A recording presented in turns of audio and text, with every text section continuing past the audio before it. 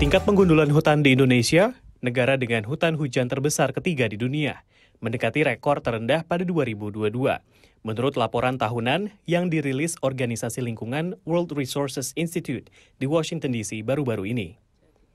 WRI menyebut, kebijakan pemerintah Indonesia dan langkah pihak swasta telah berkontribusi terhadap penurunan ini. Indonesia has reduced its primary forest loss more than any other country in recent years. These government policies include increased fire monitoring and law enforcement efforts, a moratorium on new licenses for logging and oil palm plantations that was made permanent in 2019.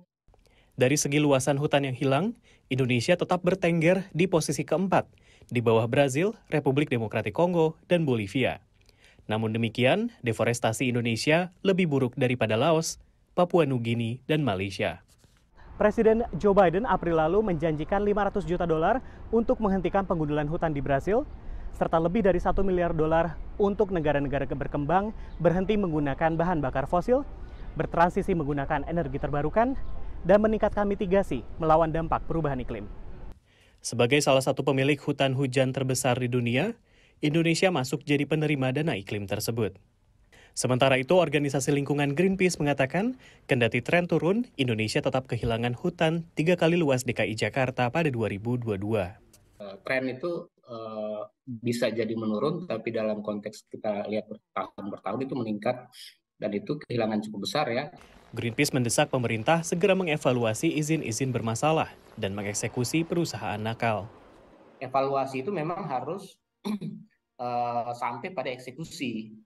Eksekusi itu sampai ke pengadilan ya. Beberapa keputusan-keputusan pengadilan terhadap perusahaan-perusahaan yang melakukan pembakaran hutan dan lahan itu tidak bisa dieksekusi juga, Mas. Secara global, dunia kehilangan 4,1 juta hektar hutan tropis tahun lalu, atau seluas negara Swiss meningkat 10% dari tahun sebelumnya. Angka ini membuat target nol deforestasi pada 2030 sesuai kesepakatan Glasgow meleset. Dari Washington DC, Rio Tuasikal, Steve Baragona, dan tim VOA.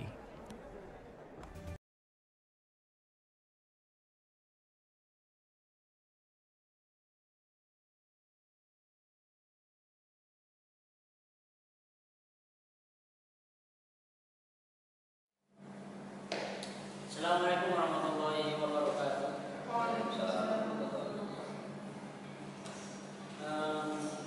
Kali ini kita akan podcast tentang deforestasi. Dan kami juga sudah mengundang beberapa orang ahli yang memiliki sudut pandang dari sudut pandang yang berbeda. Di sini ada Mas Ali sebagai seorang yang ahli dalam Pancasila. Lalu saya juga mengundang Pak Namiro sebagai seorang yang mengerti bagaimana agama menentang deforestasi. Lalu orang yang Pak Rizka sebagai orang yang merasakan dampak adanya deforestasi. Tentunya sangat pastinya ada pro kontra antara melakukan penebangan hutan yang mungkin bisa berbentuk, bisa dihitung berapa pohon yang ditebang. Ini apakah mereka setelah menebang lalu mereka menanami lagi, atau hanya menebang saja lalu tidak menanami kembali untuk negara, untuk hutan kita. Dalam riset Indonesia ini di urutan kedua setelah Brasil dalam deforestasi karena banyak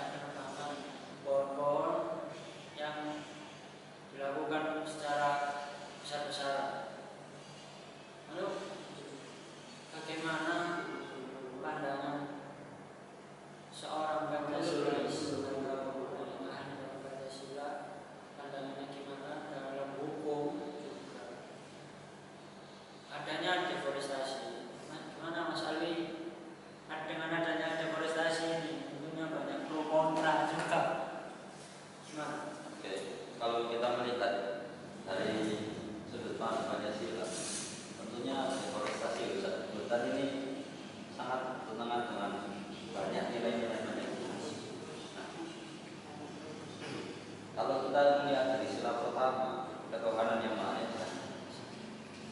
Kalau mungkin saya kan beragama Islam, Tuhan sendiri itu mengamanatkan manusia itu sebagai otoritas di bumi. Dan tentunya kita itu menjadi pemimpin di bumi, dimintai akan bertanggungjawaban atas perbuatan kita. Kita telah membuduli hutan, merusak ekosistem di sana, dan kita itu ibaratnya mendatangkan bencana untuk kita sendiri.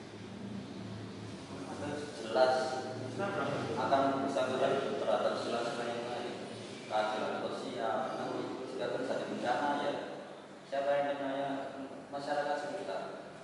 Maka kalau pandangan dari Pancasila, deforestasi hutan ini itu sangat bertentangan dengan Pancasila. Secara nilai-nilai juga tidak pas. Berarti, tetapi gimana kalau setelah kita terbang tapi kita tanami lagi? Itu gimana? Apakah setuju? Apa nih, ini kita tebang tapi nanti kita tanami lagi, ya ini buat ekonomi, maksudnya ekonomi kita untuk menjual belikan kayu dan yang pemasukan itu juga gimana? Kalau saya seperti merehabilitasi itu saya sangat setuju. Namun untuk seperti kita menjalankan bisnis seperti dikatakan Mas Ami, tentunya pemerintah itu harus secara ketat mengatur konsesi pertambangan atau konsesi penggunaan lahan tersebut dalam penebangan hutan, berapa hektar yang boleh ditebang. Nah, bahkan dalam kasus saat ini kita itu melihat bahwa hutan yang terlindungi itu pun masih bisa ditebang oleh mereka. Dalam artian kita itu tidak benar-benar mengawasi secara ketat. Jadi banyak pelanggaran di sana. Akhirnya dampaknya ya ke masyarakat sekitar, sangat merugikan. Karena kita juga melihat food estate itu juga ya, hanya melakukan penebangan hutan secara besar-besaran. Memang tujuannya baik, food estate adalah untuk pangan kita ke depannya, tapi mereka tidak melakukan riset terlebih dahulu. Jadi singkong itu, jadi mereka menanam singkong itu tidak tumbuh di Gunung Mas itu, Kalimantan Tengah. Itu seharusnya pemerintah melakukan riset terlebih dahulu. Bagaimana kira-kira yang pas pangan apa yang bisa tumbuh di situ. Inilah pemerintah yang agak kita mengkritik pemerintah dari segi riset untuk tanaman apa yang di. Terus kita ke Pak Namiro, bagaimana pandangan dari agama tentang penebangan hutan bisa sampai titik merusak alam. Gimana pendapatnya? Dari sisi ilmu Al-Quran dan tafsir, rusaknya hutan itu bukan hanya soal lingkungan saja, tapi juga pada makhluk hidup yang lain juga. Dan dalam Al-Quran, surat Ar-Rum ayat 41, yang artinya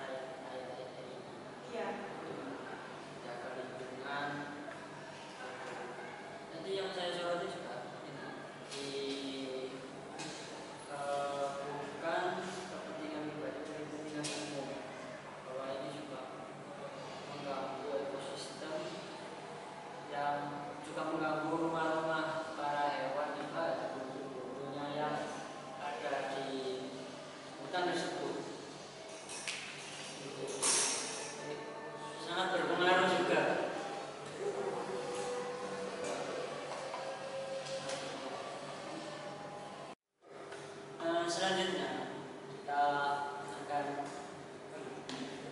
menanyakan kepada saksi atau orang yang terkena dampak dari deforestasi tersebut. Pak Nengga, bagaimana?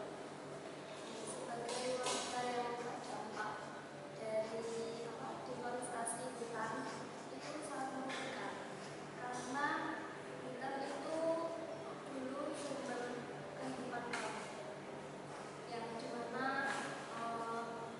kami mengambil rotan, kami mengambil kayu buat bahan bakar, terus obat-obatan juga, dan untuk membangun rumah. Tapi sekarang hutan itu hilang karena adanya deforestasi. Dan sekitar 5 tahun yang lalu itu ada mulai masuk alat-alat besar atau suara mesin siang malam, yang dimana kami tidak tahu itu siapa yang memberi izin. Tiba-tiba tahu-tahu tanah adat kami sudah berubah jadi lahan sawit dan tambang. Berarti ini warga sendiri tidak mengetahui Iya. bagaimana adanya tiba-tiba datang gitu. Jadi kita kan kayak shock gitu, lahan kami di deforestasi. Karena tidak langsung itu ilegal, bisa dikatakan seperti itu, karena warga di situ sendiri tidak tahu. Jadi menurut deforestasi itu pemerintah itu merencanakan dari awal. Kalau kita melihat dari referensi itu ada keterkaitan antara pemerintah dan para pengusaha-pengusaha yang berada di dekat sana.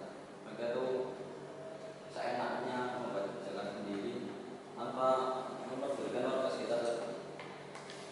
Dan hutan kita itu dibabat habis. Terus jadi kami protes, tapi katanya itu proyek negara dan kami disuruh mengerti untuk pembangunan itu. Tapi yang kami rasakan bukan bangunan, tapi malah kehancuran. Itu sudah sangat terlalu karena itu mengganggu menghilangkan pekerjaan orang lain juga. Sedangkan pemerintah tidak memberikan lapangan kerja yang sangat mumpuni. Ngomong kosong keadilan sosial ya seperti itu. Keadilan sosial yang mereka janjikan. Dan dampak sejak hutan hilang, air sungai yang dulunya jernih sekarang jadi keruh,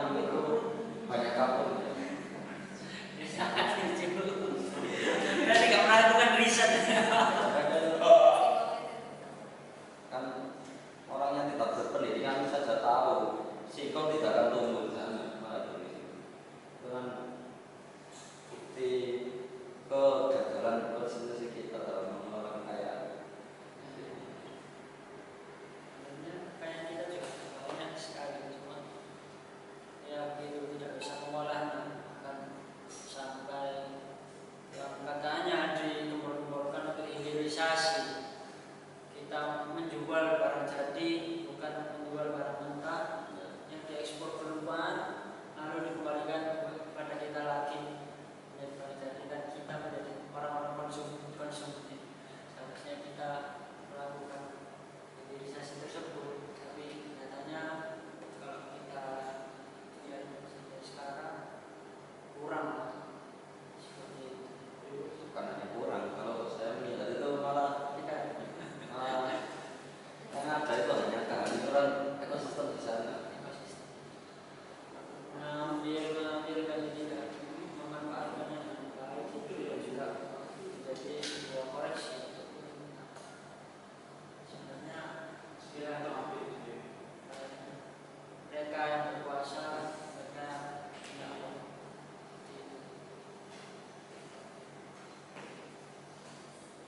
lalu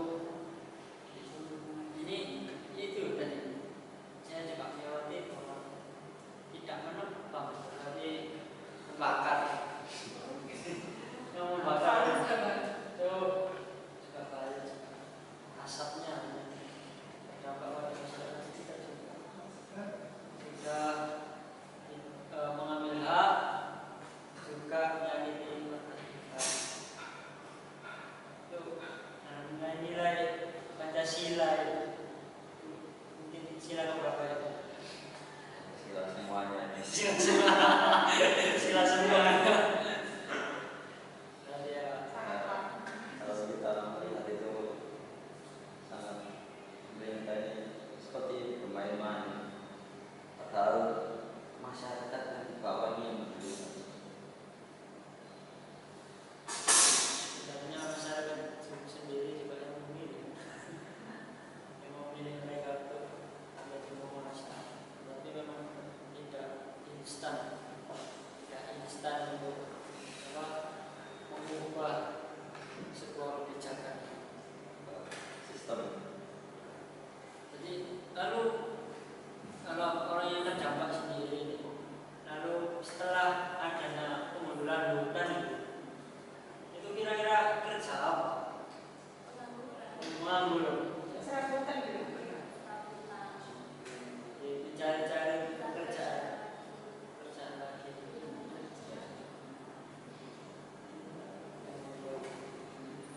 Orang memberontak, membuat pemberontak, tidak melibatkan orang-orang sekitar untuk menindaklanjuti kebijakan.